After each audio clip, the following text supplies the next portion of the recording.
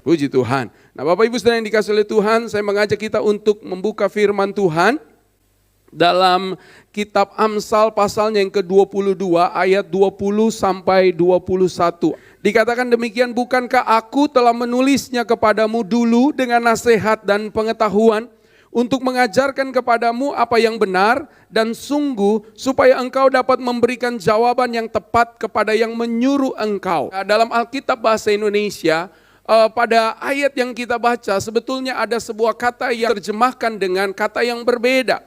Karena dalam bahasa Inggris, dalam Alkitab terjemahan King James, dalam bahasa aslinya sebetulnya dikatakan, have not I written to the excellent things.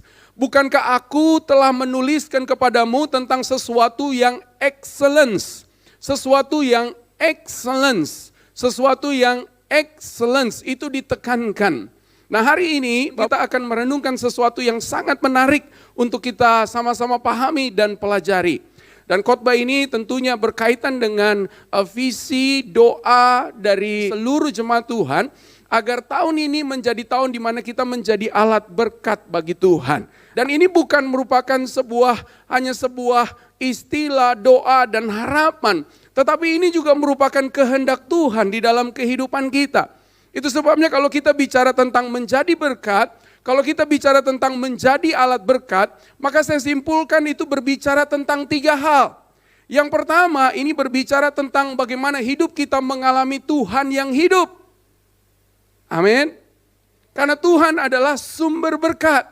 Jadi kalau kita berkata saya ingin menjadi berkat, maka itu akan membawa kita memiliki pengalaman bersama dengan Tuhan. Dan yang kedua, kalau kita berbicara tentang menjadi berkat, maka itu berbicara tentang spiritual journey atau perjalanan rohani dalam kehidupan kita. Akan ada saatnya ketika kita mengimani, bersepakat bahwa saya ingin menjadi berkat, maka Tuhan akan membawa kita dalam perjalanan yang disebut sebagai perjalanan kerohanian bersama dengan Tuhan. Kenapa? Karena untuk menjadi berkat itu bukan sesuatu yang langsung atau sesuatu yang instan, tetapi akan dilewati dalam hidup kita melalui proses-proses kehidupan kita. Dan perjalanannya itu disebut sebagai perjalanan rohani. Dan yang ketiga, kalau yang pertama untuk mengalami Tuhan, yang kedua adalah memiliki pengalaman rohani, dan yang ketiga untuk mengalami sesuatu yang Alkitab menyebutkannya adalah excellence. Apa itu excellence? Excellent itu adalah kata yang mengandung arti yang sangat spesifik. Saya ingin mengajak Bapak Ibu Saudara untuk memperhatikan lebih dalam dan mempelajari Alkitab. Dan kalau kita belajar dalam Alkitab, excellent adalah sifat yang melekat pada Allah secara pribadi. Jadi excellence itu adalah sifat yang melekat pada Allah. Lalu kemudian kita mengerti, kalau Bapak Ibu Saudara belajar dalam Alkitab dan melihat dalam beberapa ayat dalam kitab Mazmur, ada beberapa sifat Allah yang menunjukkan bahwa Allah adalah Allah yang excellence. Yang pertama adalah Allah, dalam kitab Mazmur pasal yang ke-8 ayat 1 dikatakan Allah namanya adalah excellence. Yang kedua, dalam Mazmur pasal 36 ayat yang ke-7 dikatakan bahwa kasih dan kebaikan Allah itu excellence. Lalu kemudian dalam Mazmur pasal 150 ayat yang kedua dikatakan bahwa kuasa, hikmat, dan perbuatan Allah itu excellence. Oleh sebab itu ketika Amsal ini dikatakan kepada kita bahwa Tuhan telah menyatakan kepada kita sesuatu yang excellence. Bahwa kata excellence itu dalam bahasa Ibrani, dalam Amsal yang tadi kita baca, excellent things itu dituliskan shalos. Dan kata shalos ini Bapak Ibu Saudara mengandung arti yang unik. Arti uniknya adalah disimbolkan dengan angka 3. Dan dalam bahasa Ibrani angka 3 itu adalah shlosha.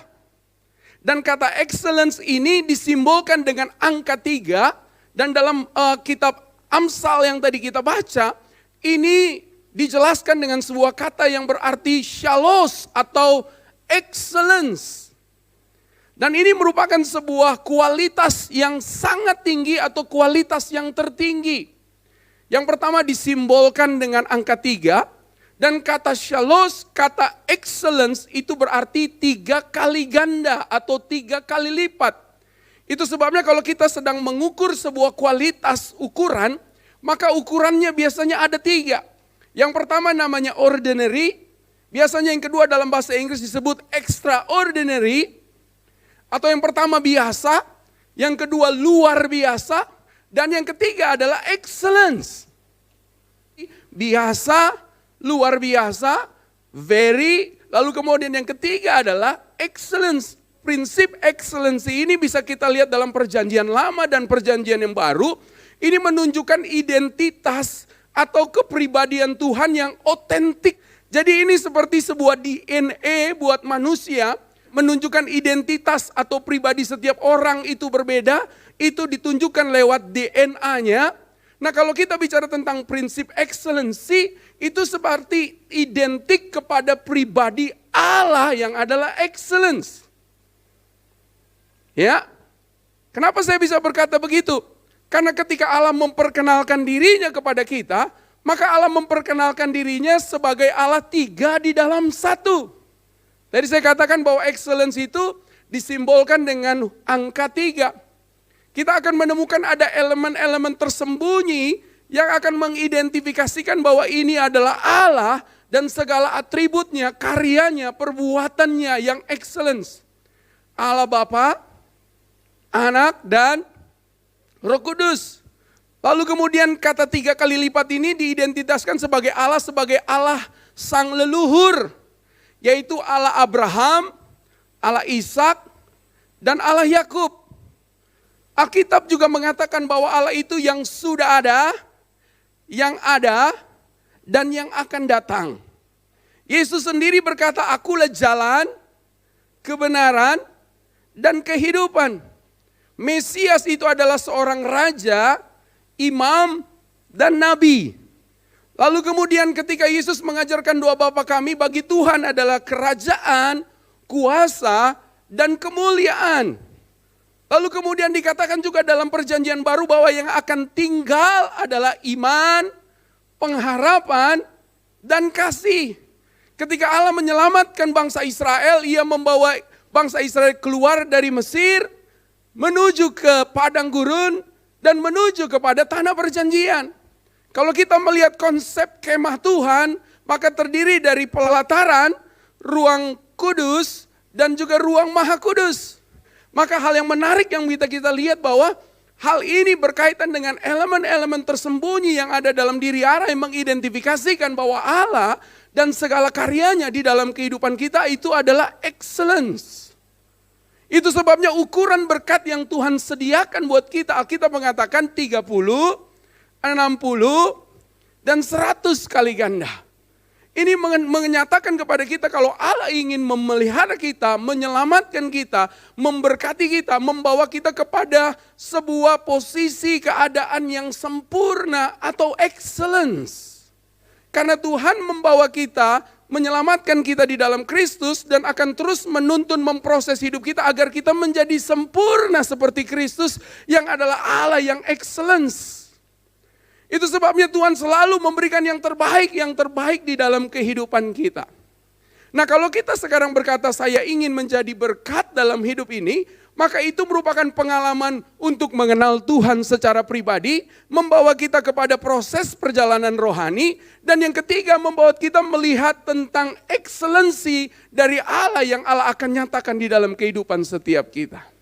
Nah kalau begitu kita sekarang belajar dari pribadi Kristus.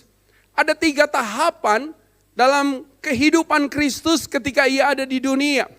Yang pertama Bapak Ibu Saudara, dalam Lukas 2 pasal 52 dikatakan begini, bahwa dia Yesus makin bertambah besar dan bertambah hikmatnya dan besarnya dan makin dikasihi oleh Allah dan manusia. Berarti belajar dari pribadi Kristus, yang pertama tahapannya adalah Yesus itu terus bertumbuh. Alkitab bukan dengan tidak sengaja menjelaskan bahwa ketika Yesus datang ke dunia, lalu kemudian ada ayat dalam Lukas pasal 2:52 menjelaskan bahwa Yesus ini makin bertambah besar. Dan bukan hanya sekadar bertambah besar, tetapi dia makin dikasihi oleh Allah dan juga makin dikasihi oleh apa? Manusia.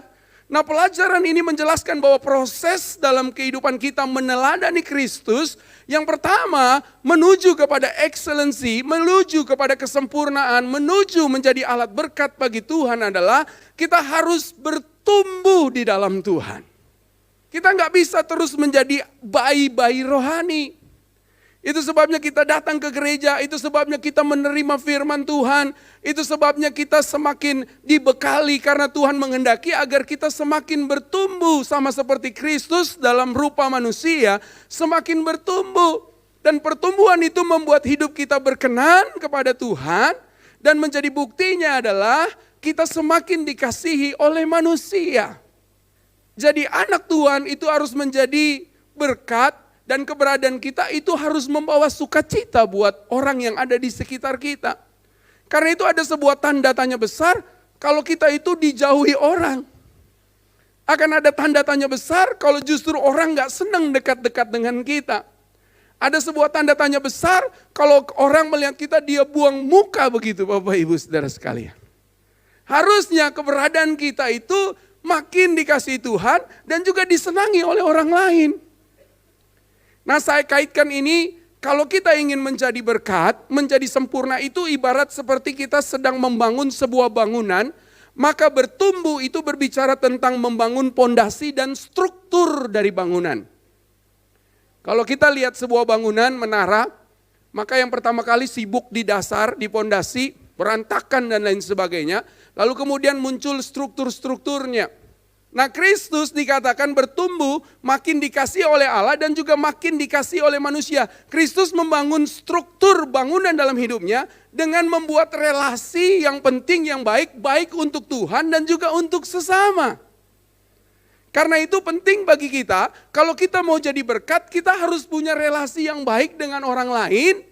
Sehingga dibuktikan lewat keberadaan kita apakah kita benar-benar menjadi berkat dari perkara-perkara yang simpel lewat relasi kita. Mungkin Bapak Ibu Saudara selama melihat tema ini bertanya gimana caranya? Ini simpel di rumah, buat suami, buat istri, buat anak-anak, buat pembantu di rumah, buat supir, buat orang yang kerja di sekitar kita. Karena kalau kita bilang kita mau jadi berkat, ini bicara tentang membangun struktur mulai dari hal yang sederhana di sekeliling kita, orang-orang yang ada di sekeliling kita, supaya genaplah firman Tuhan seperti Kristus kita dikasih oleh Allah dan orang lain juga mengasihi kita. Yang kedua Bapak Ibu Saudara yang dikasihi oleh Tuhan, Alkitab juga tidak secara kebetulan mencatat Matius 3 ayat 16 ayat 17, sesudah dibaptis, Yesus segera keluar dari air dan pada waktu itu juga langit terbuka dan ia melihat roh Allah seperti burung merpati turun ke atasnya. Lalu terdengarlah suara dari sorga yang mengatakan, inilah anakku yang kukasihi, kepadanya lah aku berkenan. Jadi ini merupakan tahapan yang kedua yang dicatat dalam Alkitab dalam proses pertumbuhan Kristus dalam rupa manusia. Tidak dicatat sejak umur 12 tahun, tidak dicatat kehidupan Kristus. Tetapi ketika dia berusia 30 tahun di sungai Yordan dia dibaptis, dicatat ayat ini. Nah memang tidak dicatat seluruh kehidupan Kristus dari umur 12 sampai 30 tahun. Tetapi yang kita mengerti bahwa Kristus hidup dari keluarga yang tunduk pada hukum Taurat. Itu sebabnya Kristus menundukkan diri sesuai dengan hukum Taurat, mengikuti semua aturan, semua ketetapan secara lengkap. Kenapa? Karena Kristus adalah penggenapan hukum Taurat dan dia harus tunduk pada Taurat. Ia merendahkan dirinya Bapak Ibu Saudara dan ia taat dan tidak tercatat dalam Alkitab. Kita nggak pernah tahu apa yang terjadi. Tetapi yang saya percaya bahwa dia ada di lingkungan keluarganya, dia melakukan tanggung jawabnya sehingga yang tadinya dia anak-anak, remaja dan usia 30 ini menunjukkan kedewasaan Kristus. Karena itu yang kedua adalah untuk menjadi excellence, ada 3 proses. Yang pertama bertumbuh, yang kedua menjadi dewasa. Sehingga ketika kita menjadi dewasa, maka yang kedua yang terjadi adalah kemuliaan Tuhan dinyatakan. Kalau yang pertama tadi saya ibaratkan itu seperti membangun sebuah struktur. Dan yang kedua ini berbicara tentang menghadirkan kemuliaan. Sebab Bapa sendiri berkata, inilah anakku yang kukasihi dan kepadanya aku berkenan. Berarti Kristus menerima kemuliaan.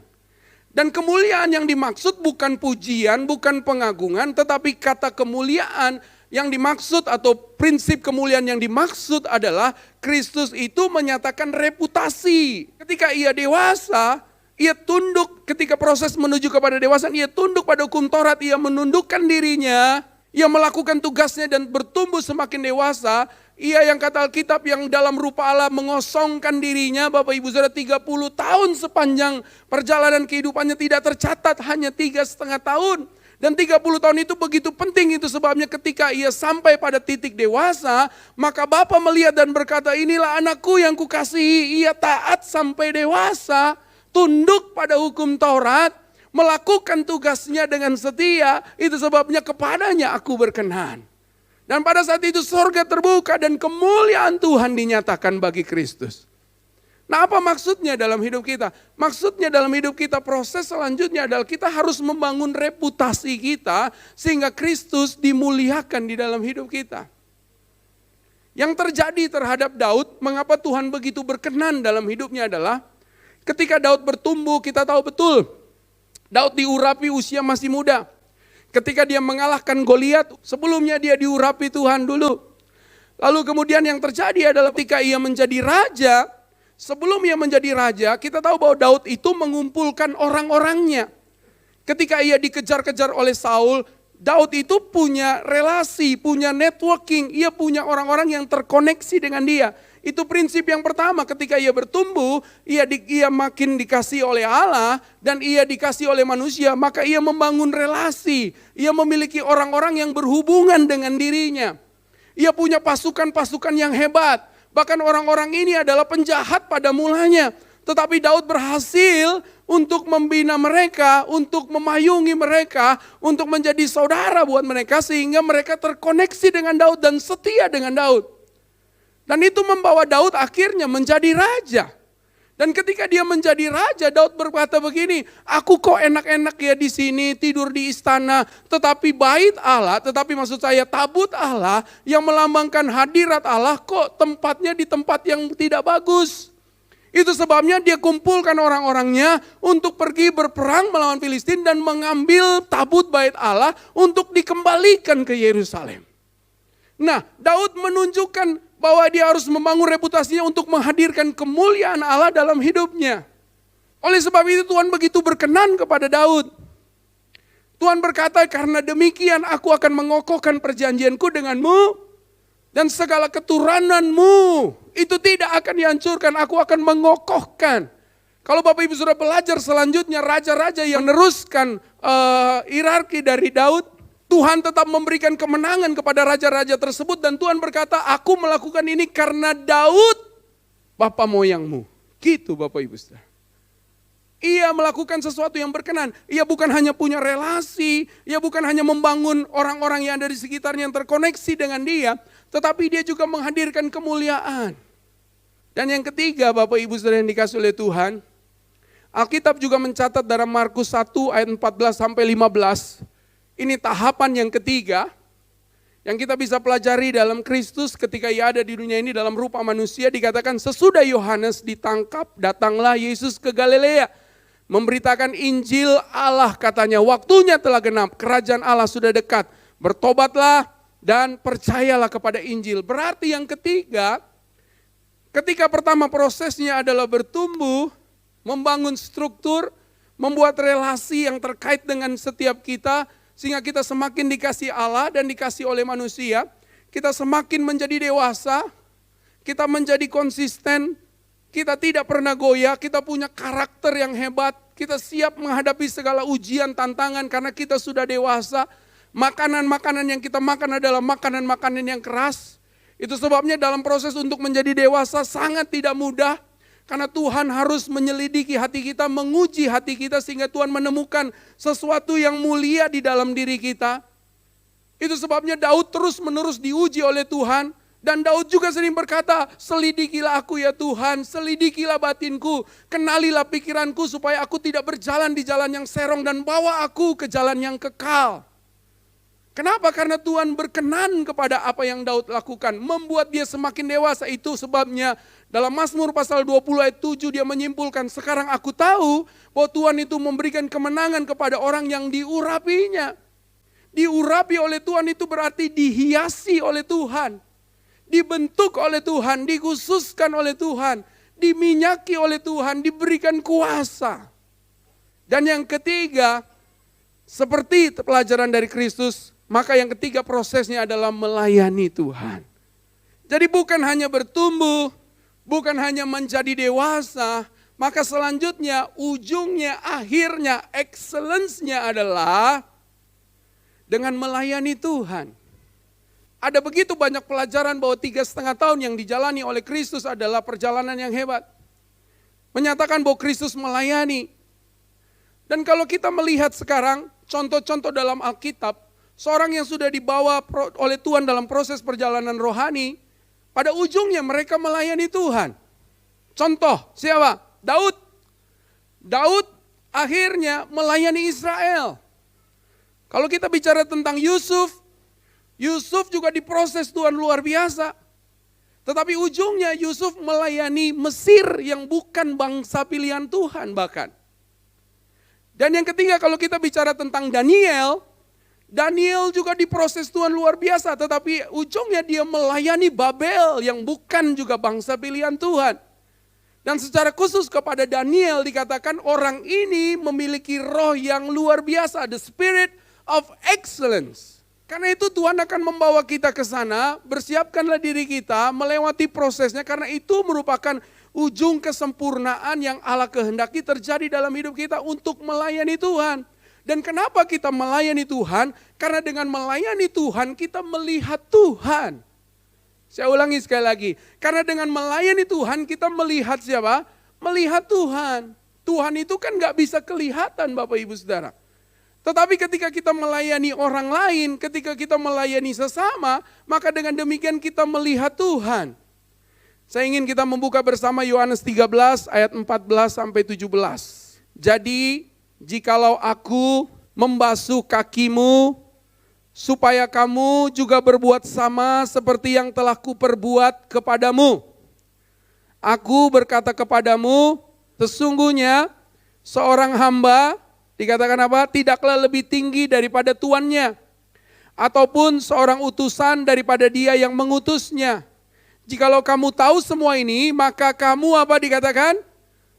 Berbahagialah kamu jika kamu melakukannya. Kata berbahagia di sana adalah berkat. Kata berkat tidak menunjuk kepada sesuatu yang sifatnya materi, karena kata berkat di sana adalah makarios. Ini adalah kata berkat yang disandingkan atau yang disamakan dengan berbahagia. Itu sebabnya kalau Bapak Ibu sudah baca dalam Matius pasal 5, khotbah di bukit tentang berbahagialah engkau, berbahagialah, itulah hal yang sama yang dimaksudkan oleh Tuhan. Berbahagia artinya gini, kita menjadi berkat, menjadi alat berkat, artinya lewat hidup kita orang lain berbahagia. Ada orang yang diubahkan oleh Tuhan. Kalau Bapak Ibu sudah bahkan baca dalam kitab Yesaya, dikatakan bahwa Tuhan itu akan memakai kita menjadi alat perangnya Tuhan, menjadi palu godam. Palu godam itu adalah punya dua sisi, satu untuk memukul dan satu untuk menebas. Dan Tuhan mau pakai kita menjadi alat di tangannya Tuhan. Jadi kalau tema ini bilang kita menjadi alat berkat, artinya kita harus siap di tangan Tuhan menjadi alatnya Tuhan. Bukan untuk tebas orang, pukul orang gitu. Tetapi pedang ini berbicara tentang firman Allah, artinya kita seperti Kristus. Firman yang kita ngerti, Kristus yang dalam hidup kita, dan terlihat banyak orang, kita mengerti Kristus, kita meneladani Kristus. Yang namanya menyembah Tuhan bukan hanya sekedar bernyanyi. Tetapi menyembah Tuhan itu berbicara tentang melayani orang lain. Sebab dengan melayani orang lain bisa melihat Tuhan. Paulus menggunakan sebuah kata yang menyimpulkan sesuatu yang hebat yang menunjukkan kepada sebuah alat. Paulus berkata gini, biar melalui aku Kristus dimuliakan. Kata melalui di sana itu dipadankan dengan sebuah alat yang namanya teleskop. Jadi Paulus berani menekankan kalau orang mau melihat Kristus lebih dekat, biar aku jadi alatnya, aku jadi teleskop supaya melihat Kristus lebih dekat dan lebih jelas lagi. Ketika Kristus bilang kamu melayani, artinya kamu harus menyembunyikan dirimu. Nggak boleh kelihatan. Kristuslah yang dimuliakan. Ketika Tuhan berkata melayani, kalau kamu ingin menjadi yang pertama, kalau kamu ingin menjadi rasul, maka kamu harus melayani. Seorang ibu yang punya 2 murid, Tuhan bilang begini, Tuhan biarlah anak saya 2, 1 di kiri, 1 di kanan. Kalau nanti engkau memerintah. Tetapi Yesus bilang, kau nggak tahu apa yang kau minta. Kalau ada orang yang ingin menjadi yang pertama, maka ia harus melayani Tuhan. Dan Kristus menunjukkan, ia melayani, ia mati. Itu sebabnya kualitas excellence yang dinyatakan oleh Kristus adalah memberi tanpa mengharapkan sesuatu, memberi dengan gratis, memberikan hidupnya, berkorban, curahkan darahnya, karena ia tahu bahwa itulah yang excellence. Ini bukan perkara yang mudah, saya mengerti. Tetapi saya percaya bahwa setiap kita akan dibawa Tuhan masuk dalam pengalaman-pengalaman ini. Jangan Bapak Ibu Saudara berpikir berarti saya harus seperti Paulus, saya harus seperti Kristus, saya harus mengalami banyak kesulitan. Bisa jadi kalau engkau berketetapan untuk menjadi sempurna seperti Kristus, maka engkau akan melewati proses-proses ini. Tetapi ketahuilah bahwa engkau akan menjadi excellent seperti Tuhan. Engkau akan menjadi kualitas yang tertinggi dan engkau akan disebut sebagai orang yang berkenan kepada Tuhan dan memberikan yang terbaik kepada Tuhan sebagaimana Kristus sudah memberikan yang terbaik bagi kita. Akan terus diingatkan Bapak Ibu Saudara bahwa kehendak Tuhan bagi kita adalah untuk menjadi berkat, agar kita terus bertumbuh, agar kita terus menjadi dewasa, agar kita melayani Tuhan sehingga Tuhan bisa dilihat dalam hidup kita. Ketika Yesus dicobai oleh setan, maka setan bilang begini, lihat isi dunia, semuanya engkau bisa dapat, tetapi Kristus bilang apa? Ada tertulis bahwa kita hanya boleh menyembah kepada Allah dan beribadah, atau kata tepatnya sebetulnya serve, hanya kepada Tuhan kita menyembah dan melayani dan berbakti. Artinya Bapak Ibu Saudara, tidak mungkin orang melihat Tuhan kalau kita tidak melayani Tuhan. Orang bisa melayani Tuhan ketika kita melayani Tuhan. Bahkan hari ini kalau kita jujur, kita ngomong firman, orang gak percaya Bapak Ibu Saudara. Ah munafik lu, sok kudus lu, betul gak Bapak Ibu Saudara? Tapi ketika firman itu terejawanta dalam hidup kita, dalam hal yang sederhana, kita jadi berkat, kita menolong orang, kemakmuran, Alkitab ya jelas. Minimal 10 orang di sekitar kita juga makmur Bapak Ibu Saudara. Karena Alkitab tidak pernah mengajarkan kalau diberkati makmur itu untuk 1 orang saja, enggak. Minimal 10 orang di sekitar kita juga diberkati. Itu yang namanya kemakmuran yang Allah berikan buat kita. Contohnya Daud, contohnya Abraham, contohnya Yusuf, orang-orang harus diberkati. Karena itu Bapak Ibu Saudara, ini adalah pesan yang mulia, pesan yang kudus, pesan yang dahsyat. Supaya kita melihat kemuliaan Tuhan nyata dalam hidup kita.